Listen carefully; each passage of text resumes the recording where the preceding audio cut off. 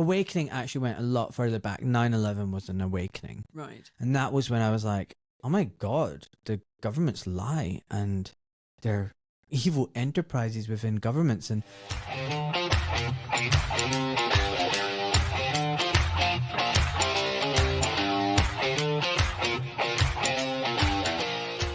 Hello. Well, I'm joined by, you'll never guess, Doc Malik. The studio might have been a bit of a giveaway, but for those of you who are just listening to this and not seeing him, I'm in his fabulous studio in his lovely garden.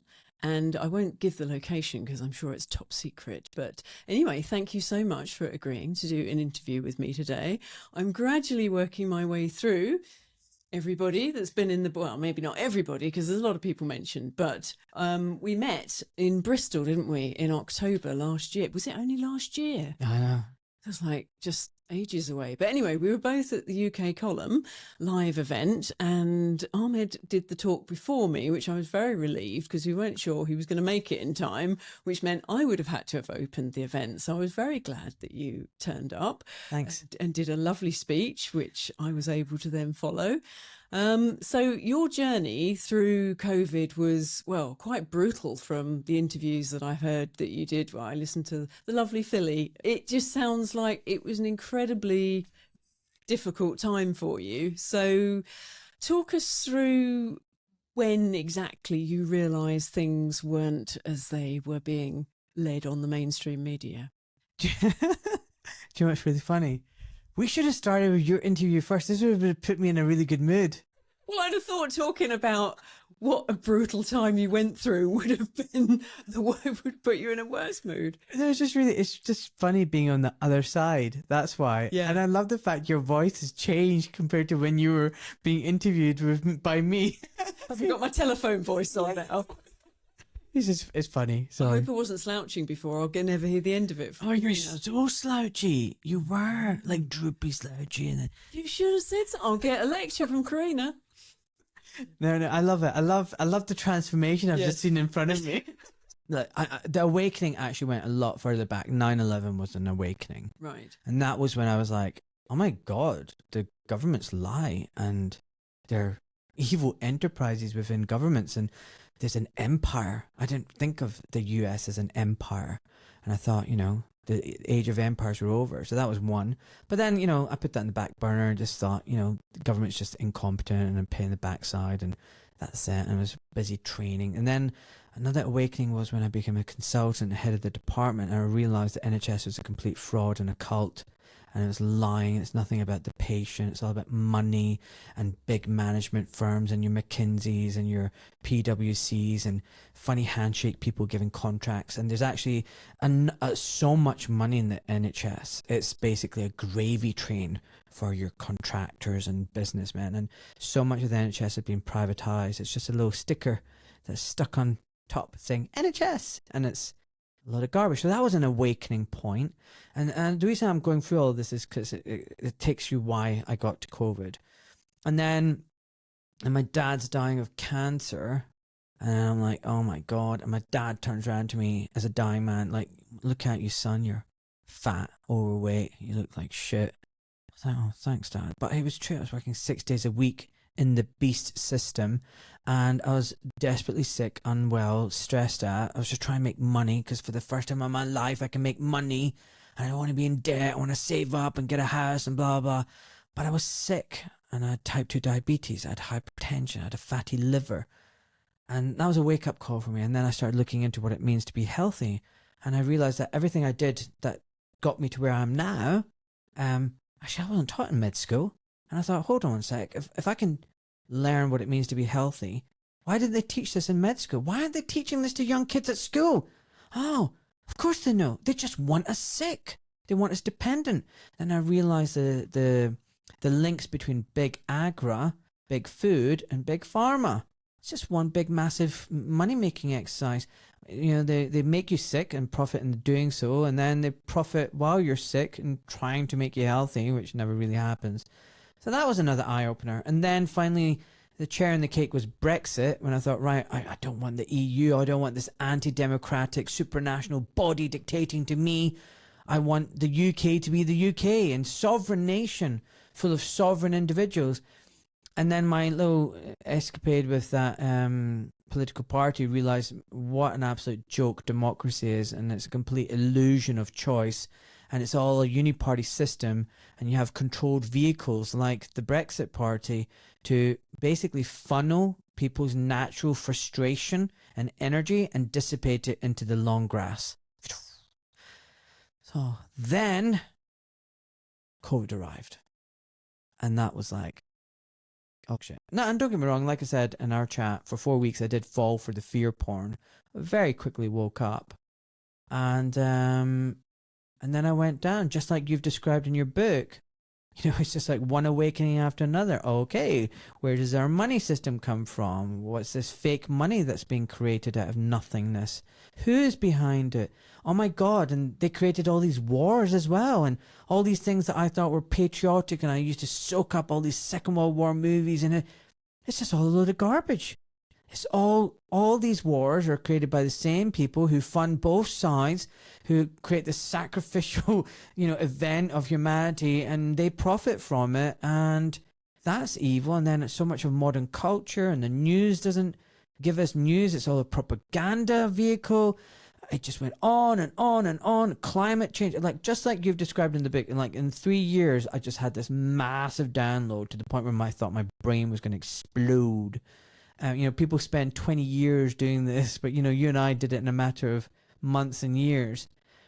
So yeah, and also then the vaccines. I saw something that wasn't what I would call a typical vaccine. Clearly genetic therapy or treatment or whatever, bioweapon, pushed down on us. Complete disregard for informed consent. And being a surgeon, I know something about informed consent and medical ethics. And what was even more disappointing was all my colleagues are just standing by and clapping and applauding and saying, yeah, well done. And I'm like, where are the professors of medical ethics and where's the people that we should be looking up to, the senior consultants, the presidents of the Royal Colleges, and they're all just clapping on, cheering on the destruction of medical ethics and totalitarianism. And I was angry. And I think you talk about the stages in your thing, the grief, the realization, and I was just angry.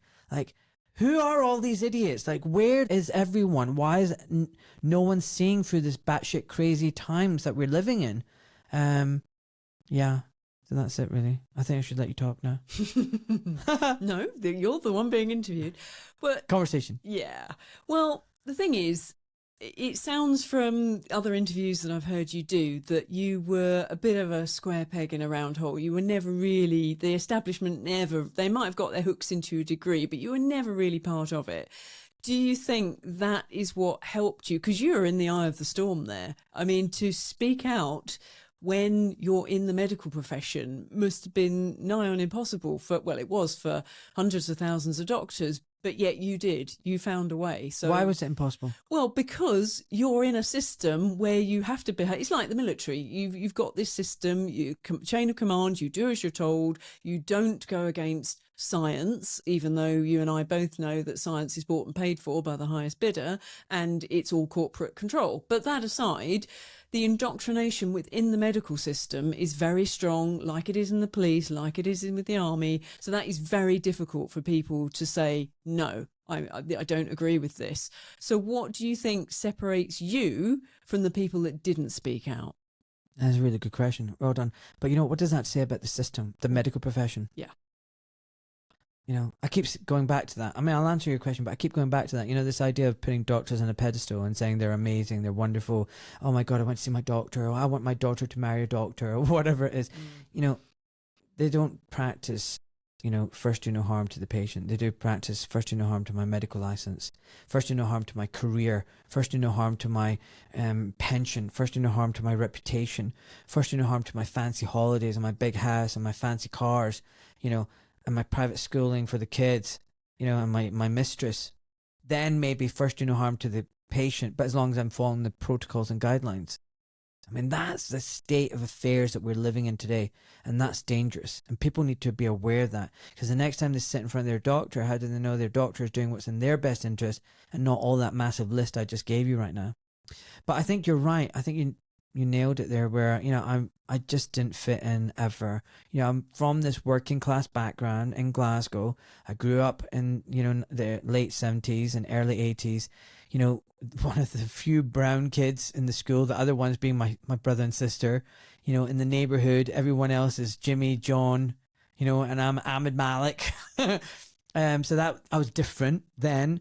And then when my dad's business picked up, we moved when I went to secondary school to a very wealthy area. And now not only was I Ahmed Malik, this brown kid and a Muslim, I'm now the only working class lad with a thick Glaswegian accent, and everyone's got this posh West End accent. So, people always think, oh, did you lose your accent when you came down south? No, I lost it when I went from the south side of Glasgow, Govan, to the West End. Because I had to fit in, and I couldn't change my colour, and I couldn't change my name, and I couldn't change my religion. So I thought, oh, I'm gonna speak like them, because I did speak like, aye, all right, pal, how's it going, mate? If you look at my videos as a kid, I'm like, wow, God, was that me? I'm like proper Rabsy Nesbitt. But I had to fit in, because now I'm in the West End. They all talk like this, it's all very posh.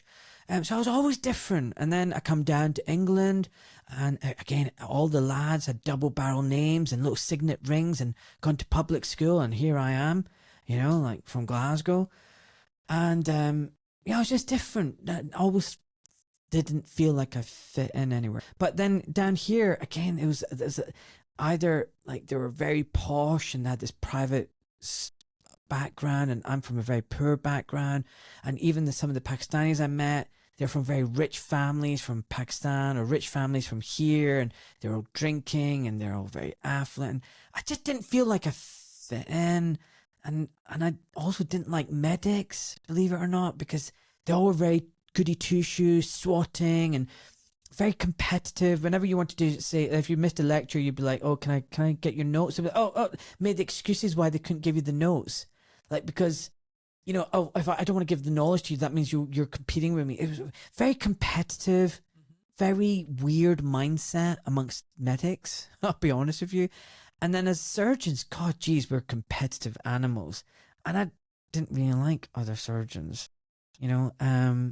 I think I was different in that respect, and I didn't play along. And if I saw injustice or something wrong, I would say it, and I would get into trouble for that. I think, like, my first day there, I arrived, and I was like, "Hello, just being a house officer. I'm an SHO owner. Hello, I've arrived. I think I'm working for you." And this guy goes, "No, you're not." I was like, "Oh, do you know who I'm working for?" "I don't know." I was like, and he went, "I'm busy," and he just shut the door on me. And I was like, oh. Then I went to another consultant. He went, "Nope, you're not working with me." Then I went to another consultant. "Nope, you're not working." I went around all the consultants. They didn't want me. So my first day at work, I'm just standing around like I didn't know what to do. Then I went to the educational supervisor, and I was like, can you please tell me what I'm meant to be doing? He went, "Go back to that other consultant." So the first one I went to, and I went, knocked the door, he opens it. He goes, what, you again?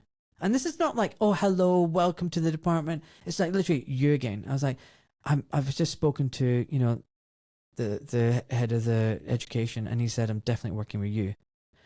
He just sighs and goes, "Right, okay, well, listen, I've got a very busy breast clinic. Just, grab a note and see a patient." And I'm like, I've never done a breast job. What are we meant to be doing? And he goes, "The nurse will show you." And he looks at the nurse, just hold his hand. I'm like, okay. I was like, so I went, and I didn't know anything about breast examination or lumps or anything, and the nurse is telling me what to do. This poor lady has no idea that I'm fumbling around her breast looking for lumps. Then come back and she goes, "Right, you need to dictate it." I'm like, what's a dictation? Like, I've never used a dictation. It's one of those old-fashioned tape things. And she went, "Oh God, go speak to the consultant." I knock on the door, go see the consultant. By this point, I'm really nervous about speaking to this consultant. I said, "Look, I'm really sorry. No one's ever shown me how to use a dictation. What am I meant to be dictating?" Like, because I've never been in a clinic. I've never done clinic work. How are you supposed to know? How am I meant to know? And he went, and these are his words. "Oh, for fuck's sake. Look, you're either going to sink or float. Get on with it." And that was it. Good Lord. And what I'm trying to say is this is what it was like for me anyway. And so when I went to the educational meeting, I had quite a few things to say. Oh, there was no induction. I wasn't really made to feel welcome. I didn't get anything in clinic and blah, blah. I get all the Friday on calls. And here am I, like you in, you know, our chat, thinking naively, they're all going to be like, oh my God, this is terrible. And oh, you poor soul. They all just look at me, complete silence. They're not making any notes. And I'm just like pouring my heart out. And they go, okay, right. Well, listen, thank you. We'll see you in 3 months' time. And I'm like, okay, well, hopefully something will improve. I get back to my hospital and I get pulled out by one of the consultants. He goes, we know exactly what you did up in Glasgow. And if you thought it was bad in the last 3 months, your next 9 months are going to be hell. Oh, God. And was it? Yes. What did they do that was worse? So when I moved to orthopedics, the guy bullied me all the time. Can't believe you admitted this patient. You fucking idiot. This is a general surgical case. But I was like, I wasn't on call last night. This isn't my patient. I don't care what you're saying. Don't want to hear you talk back to me. Blah, blah, blah, blah. Like, and then I caught him. So one day I had to go down to pass a message to him, and as I was coming to the theatre, round to that theatre where he was operating, he was washing his hands, he was laughing, and I could hear, and I just paused, and he goes, oh, I was digging into Ahmed again, a fucking idiot, you know, I was, you know, blaming him for something that someone else did. He was like, but it wasn't me, it wasn't me. Oh, the look on his face was fucking priceless. Oh, bastard. Yeah. Oh, this is one of I'm amazed you lasted, because it sounds like your entire time in the medical was them just trying to break you. half the time. Half the time I had inspirational doctors who were lovely, Okay, who good. put their arm around my shoulder and said, kid, we're going to look after you, and blah, blah, blah. And half the time it was just pure naked bullying. Wow. But I've been bullied and treated like shit in the past, so kind of used to You it. built up a good armour. So really, in that comparison, standing up about COVID was probably a walk in the park. I've just given you a tiny inkling window. My whole life has been quite difficult. Yeah. Right. So when then the hospitals say, off you go, we don't want you in the hospital anymore, not just one, but two, and a third one is causing trouble. Yeah, I've been here. Mm. And then when I get kicked out and I've got no income and I've got no way of supporting myself, I've been here. And I've had to pull myself up every single time. And yes, you know what? It is exhausting. It is very tiring. But what can you do? Reach for the bottle, become an alcoholic? No, a lot of people would have played the game. They would have sucked up to somebody, they would have swallowed their ethics, and they would have kept their head down. That's what most people would have done. Same I found even when I was a consultant head of the department, because an anaesthetic colleague came up to me and said, dude, you don't understand. They're all Freemasons. They're going to fucking screw you up. You don't understand how the system works. You're not playing the game. And that's what it was always about, playing the game. I had consultants telling me right at the beginning of my consultant career, what are you doing? Why are you working so efficiently and trying to reduce your waiting list? Don't you understand? You're meant to use the waiting list as leverage against management. It's like, what? And literally he would say to me, you need to play the game. But I was not a game player. I remember when I was still a trainee, I was a really, really good surgeon. And my program director was like, look, can you do an extra list on a Saturday to help with the waiting list? You know, we'll pay you. I went, sure. And I'm very slick, and I get all through all these cases, and we want to give you more and regular. And this is independent operating. Me as a registrar doing the surgery and getting paid for it. And I did one list, and then the nurses are commenting, oh, you're doing double the amount the other guys getting done. The Belgian fellow. We had a visiting fellow from Belgium. I was like, oh. They're like, wow, you hammer through these cases. I was like, yeah, well, just consistent, you know, just same practice. And I was like, and I met the Belgian guy. I was like, how much are you getting paid for this? I didn't know you were doing it. And it turns out he's getting paid double what I'm getting paid. What? How come? How come?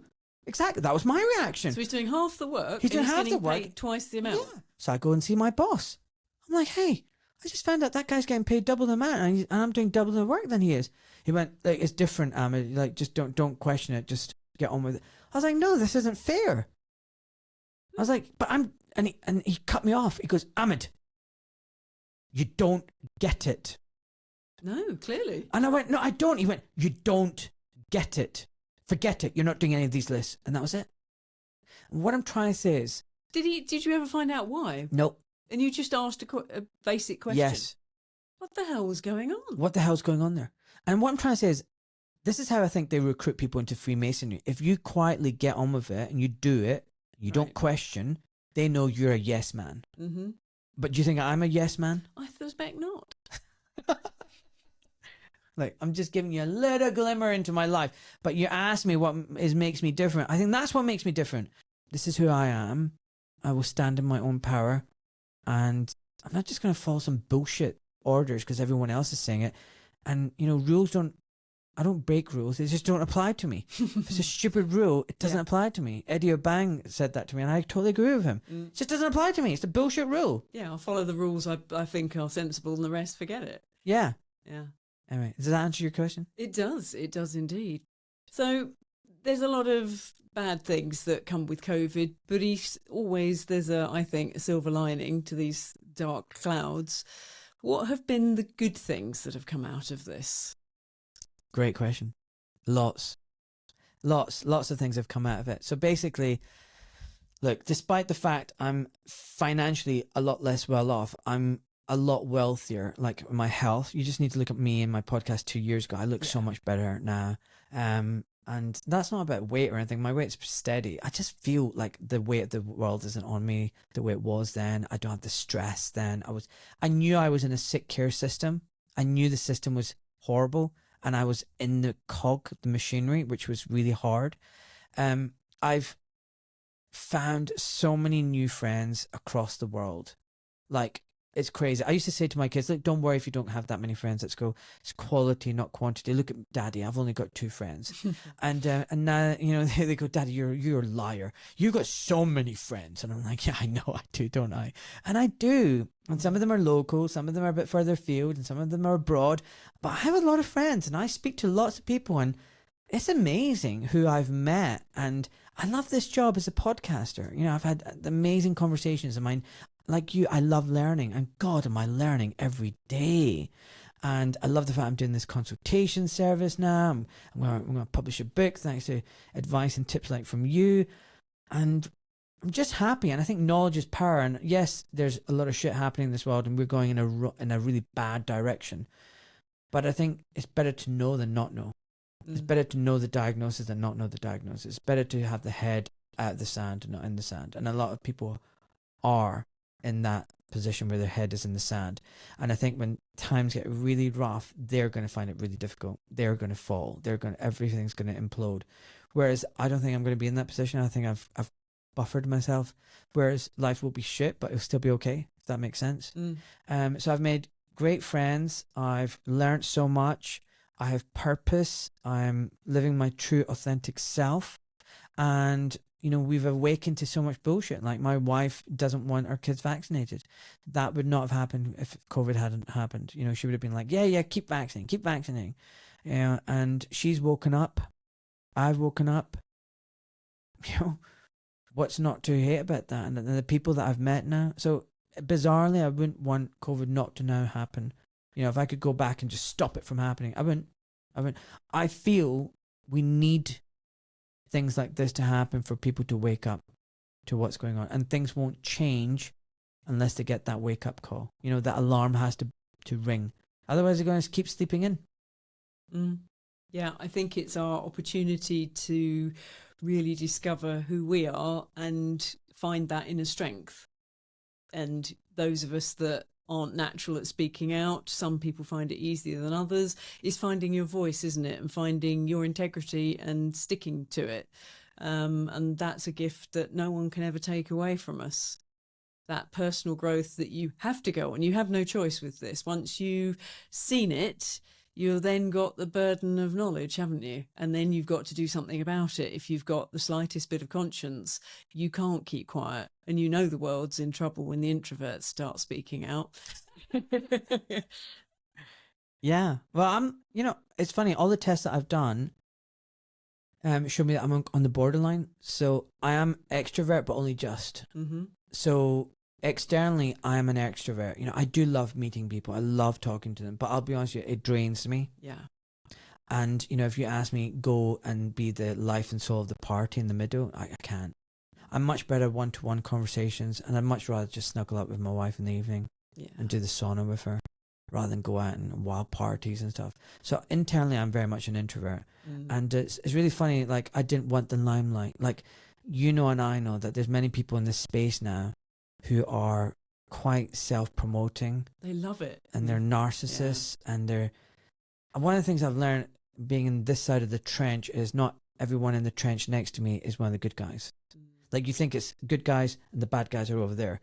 There's a lot of people in the trenches with me that I actually don't think are good.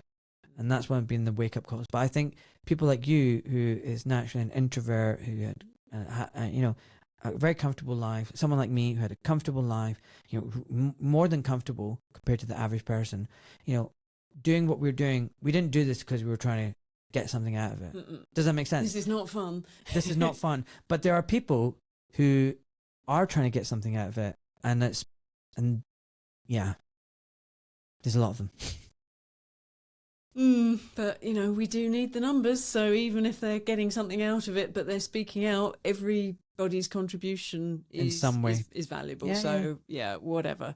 But yeah, I mean, tell us about the consultations that you're doing, because you've relinquished being part of the medical establishment. So what are you able to do for people now that you're completely free? All right. Well, I mean, look, the best thing would be to just go on my website and look at the people who've left reviews. And no, tell me what you do. Tell me. I know, but I'm just saying, coming from the people rather than me telling. Yeah, so basically, look, there's a sick care system, and people have no idea how corrupt and flawed and damaged it is. And even doctors, mostly on the most part, are well intentioned and good natured, because of the system practice in a way that's not good for the patient. Yeah, they're not allowed to suggest alternatives, are they? They're not. They're not. They are straitjacketed. And you need to know that. Yes. Right? So quite often, patients will go into a consultation not knowing what questions to ask and how to ask them. They don't know how to get the most out of that doctor, or how to get the test. They don't know how to explore options. They don't know how to prepare for surgery. They don't know how to reduce their risks. They don't know how to find a good doctor or a good surgeon. They don't even know which specialist to go and see. You know, there are so many hurdles in the way. Navigating the healthcare system is a minefield. Okay, and that's where I come in. So I'm not acting like a doctor. I'm not treating you. I'm not diagnosing you. I'm acting like an advocate, and I'm educating you. So I've helped people, like someone wanted a revision rhinoplasty. That was my last one. I've got someone who wanted to help with alcoholism. I've had people who are, you know, are going to get a colostomy, and someone who's going to do reverse bariatric surgery. I've had so many different people come and approach me. Someone who wanted guidance. How do they speak to their partner about not vaccinating kids? Whatever it is, I've been able to help people with my knowledge. You know, 25 years as a doctor and a surgeon in the healthcare system, public and private, dealing with insurance companies, dealing with other doctors. I'm telling them how to say things, what words to use, how to get the best out of those meetings, and how to regain and empower themselves. So rather than being at the whim of the system and feeling helpless and hopeless, they're now in the driving seat. They're in charge. Yeah. And that's what I do. You're navigating them through the rapids. Yeah. And you're going to tell us about the book that you're partway through writing. Yeah. So it's one of, like you, it's one of several books that I've got in mind now. So the first one, the one I'm working on, is Doc Malik's Simple Guide to Good Health. And it is simple. Some people are like, oh, that's simple. I don't need to know that. Well, if that's the case, why is the majority of humanity unwell and sick? Why are most people obese, overweight, stressed out, difficulty sleeping? So you know what? Yeah, some people might say, well, I know this. Well, clearly a lot don't and need reminding. Yeah. So it's Doc Malik's Simple Guide to Good Health. And then, naturally, part 2 will be Doc Malik's Advanced Guide to Good Health. And then at some point, I do want to write like an autobiography. I think you need to. About my journey. About my journey through life. Yeah. About how I got to where I am and where I'm going. 100%. Does that make sense? Yeah, absolutely. Yeah. Why do you think absolutely? Because 1, your journey's been incredible. 2, it's quite cathartic. And 3, it inspires other people. It's like, wow, he had that to deal with. And it also puts things into perspective. Because, you know, I haven't enjoyed any of the speaking out. And in fact, every time I press send on a YouTube video. It's like, oh, here we go again. And it's like, put your big girl pants on. Come on, press it. I just don't like doing this at all. But that inner like, oh, do I have to? That's nothing compared to what you've gone through. I mean, it's like, oh, for goodness sake. And it makes me realise how lucky I've been with my journey, as difficult as I found it in my own way. It's nothing compared to what you've been through. I think it'll be a very entertaining book. Will it? It sounds like you've been through hell and back. I think it will make people cry, and I think it will make people laugh, and I think it will inspire people. I'm definitely going to work on that. Yeah. I'm really sorry. I need to go pick up my kids now. You do. Thank you so much for doing this interview. And yes, I look forward to speaking to you again at some point soon. I love your interviewer voice. Oh, yes, my telephone voice.